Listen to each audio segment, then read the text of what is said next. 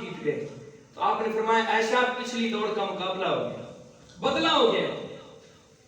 گھر والوں کے ساتھ خوش اخلاقی کے ساتھ پیش آنا یہ آپ کے لیے بھی سکون کا باعث ہے، آپ کے گھر والوں کے لیے بھی سکون کا باعث ہے۔ نیک بندوں کا اللہ رب العزت نے قرآن مجید کے اندر ذکر کیا ہے، عباد الرحمن کا، ربنا ہب لنا من ازواجنا وذریاتنا قرۃ اعین، اللہ رب العزت نے ان کی دعاؤں کا ذکر کیا ہے۔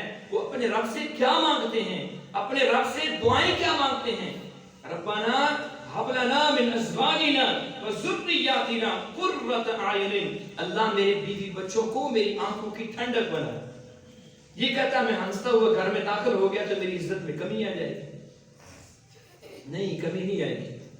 عورت کو چاہیے کہ وہ اپنے خامد کے لیے سکون کا باعث بنے، ہر وہ کام کرے جس سے اس کے خامد کو سکون ملے۔ مرد کو چاہیے کہ ہر وہ جائز کام کرے جس سے اس کی بیوی کو سکون ملے، اطمینان ملے، راحت ملے۔ یہ ہے نکاح کے مقاصد، اور اگلا مقصد کیا ہے وہ انشاءاللہ آئندہ خطبہ کے اندر بیان کریں گے۔ وہ اقول قولی ھذا استغفر اللہ۔